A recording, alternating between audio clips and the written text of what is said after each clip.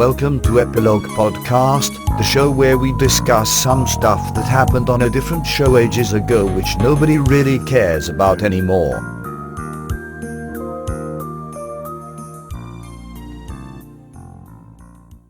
Hi, I'm Portponky. And I'm LeBloc.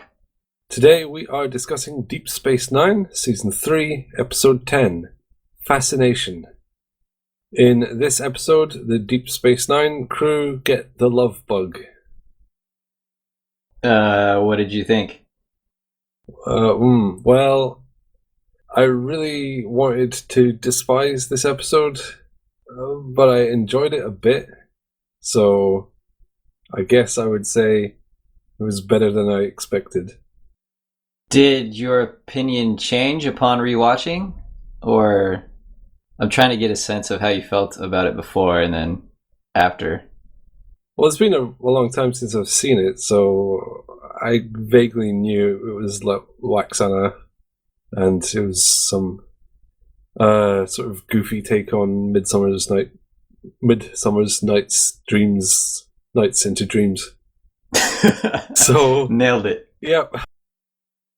I was just expecting it to be a complete drag, but it had some charm, even if that fell flat quite a lot.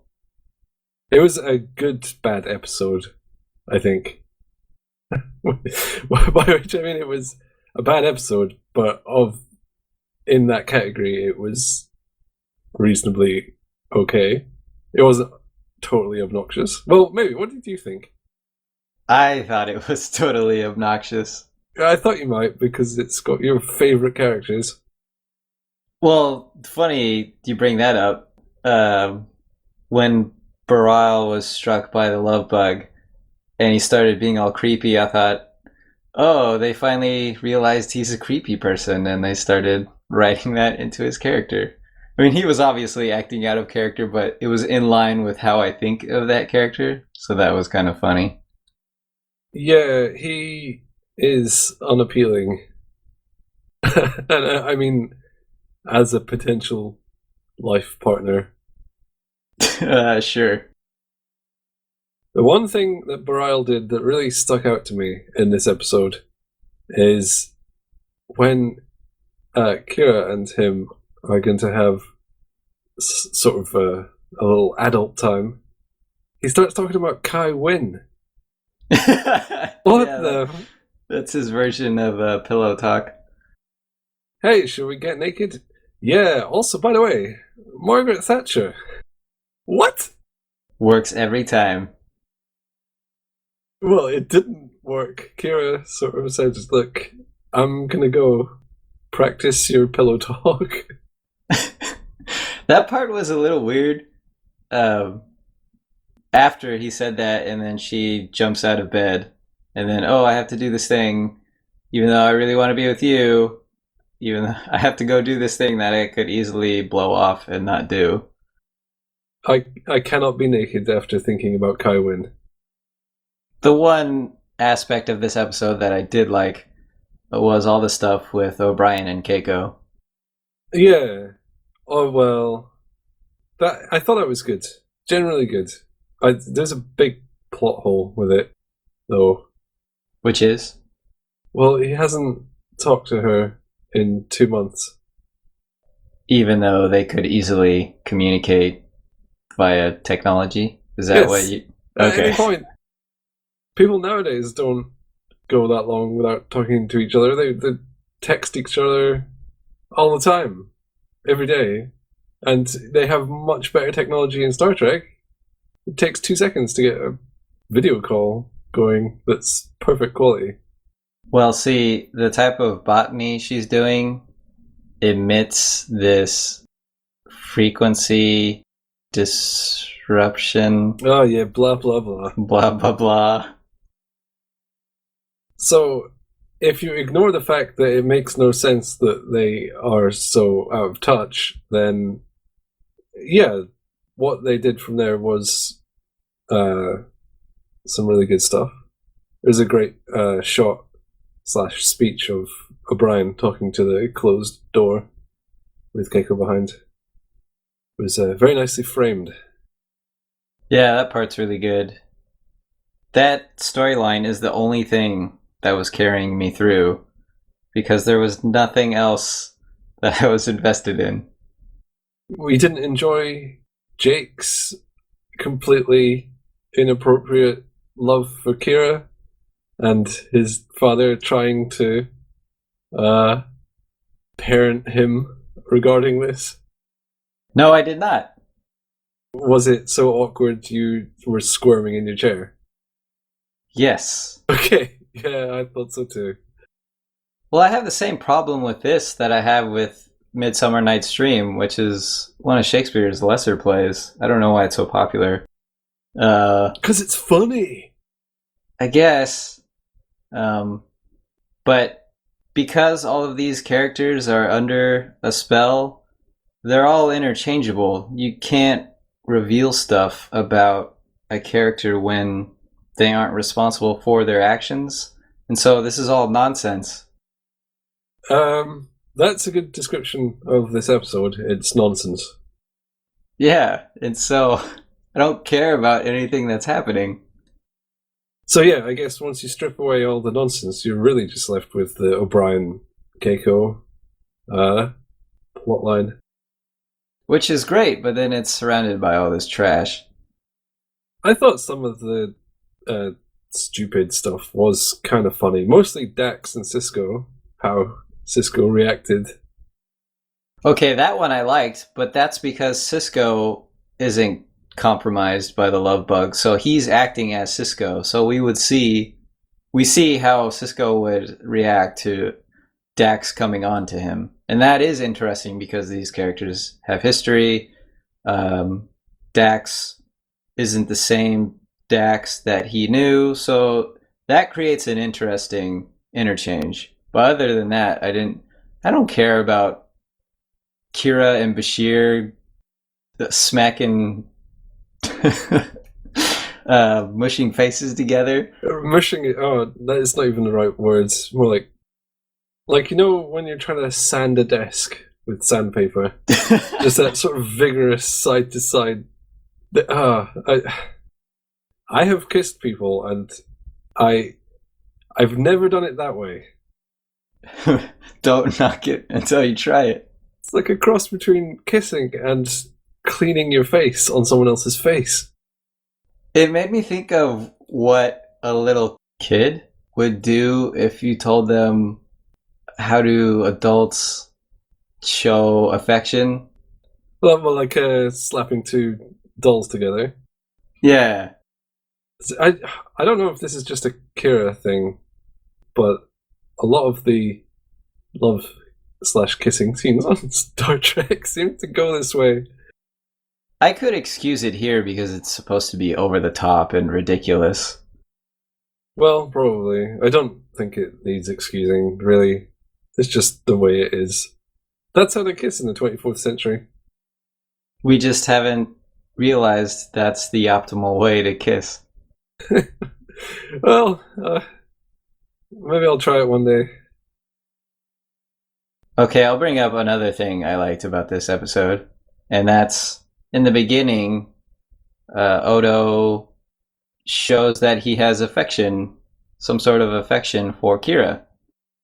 Yes, that's been bubbling for a while. Yeah, and that's we finally see him take a step further in that, and it's easy to miss that and dismiss it because it's in this episode. But if you forget that he does that before the love bug boards Deep Space Nine.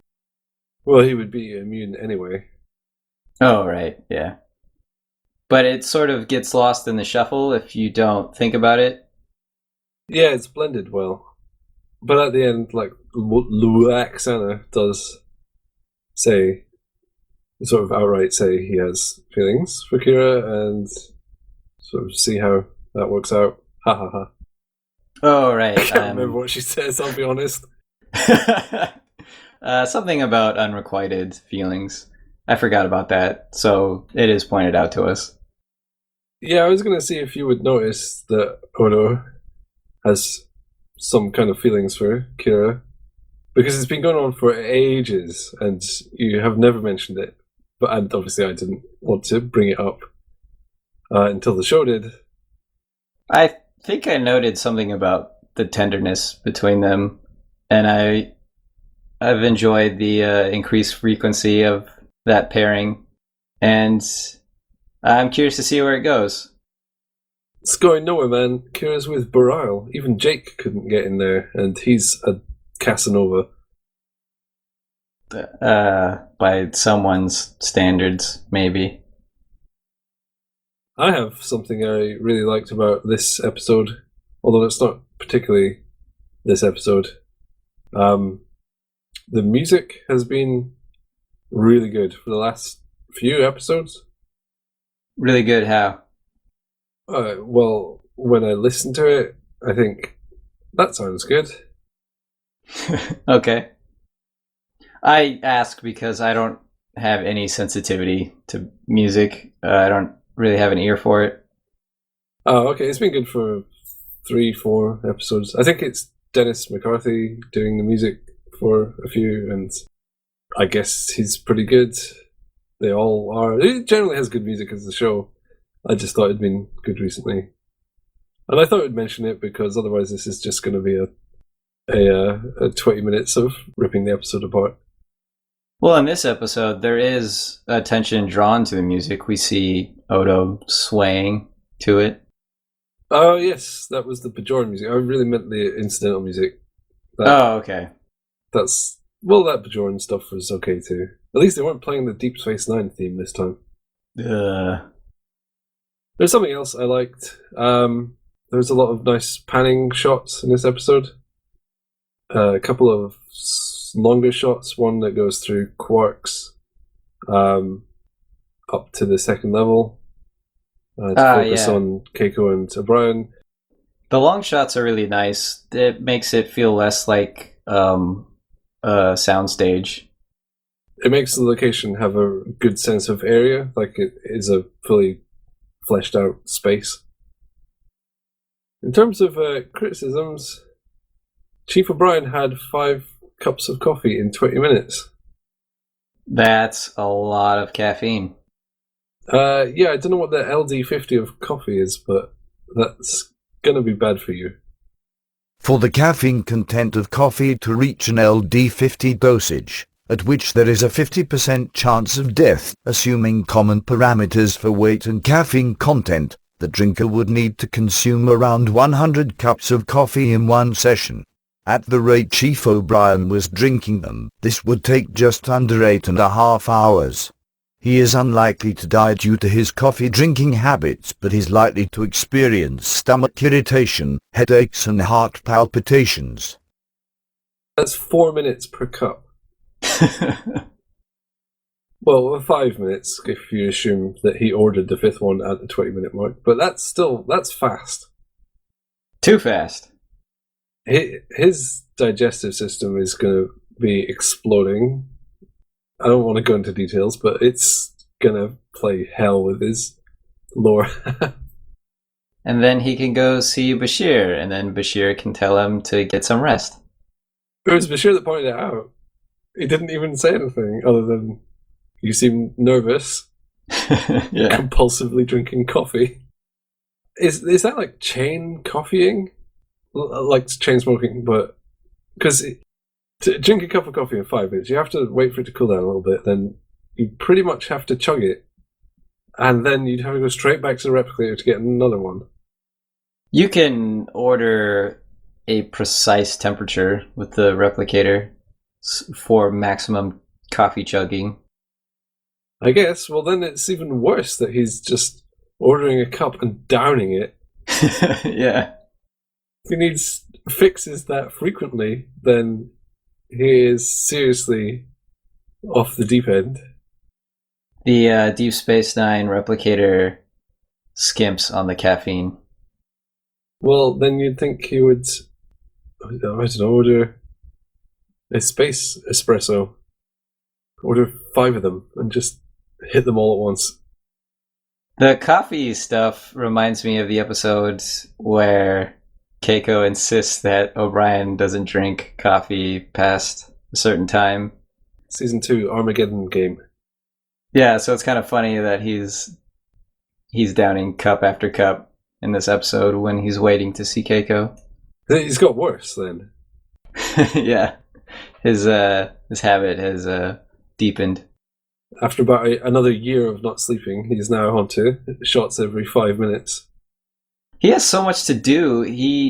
I'm sure he scarcely sleeps, so then he has to take in caffeine just to stay alert. But that's and awake. terrible situation for someone who's solely responsible for vital systems all over the station. Well, what are you gonna do? Well, I guess leave someone that's half incapacitated in charge of this stuff until something badly goes wrong. The station explodes. It's okay. It's covered by insurance. Oh, okay. Must be one hell of a premium to cover the space station. Hundreds of people. I also wrote down that Quark should be immune to telepathy because it's been stated that he's immune to telepathy of any kind. So, in the end, he gets the love bug for Keiko, and all I could imagine was that he was faking it. I like that. He figured out what was going on and then decided, hey, why don't I just take advantage of this? You know, that's terrible, though. Well, he is kind of terrible, but yeah. He starts rubbing his ears on her, which are secondary sexual organs for a Ferengi. Gets a special kind of pleasure from that. So that's... Yeah, that's as bad as someone rubbing on someone in public on the train or something. Oh, Jesus, yeah. Another part I liked is when Dax knocks out Bareil. That was pretty great. Oh, I imagined you'd like that bit. And Dax kicks ass. Yeah, she's awesome. And then no one even cares that he was knocked out. And then eventually Keiko asks him if he's all right. I love that Dax can hold her own in combat. Because Cisco was there. Cisco... when Bareil was attacking Cisco. Oh, yeah, I forgot about that. Brilliant. He was bored. Punches Cisco square in the jaw, and Cisco doesn't even react. And he starts blocking him like Neo. That gave me a good laugh.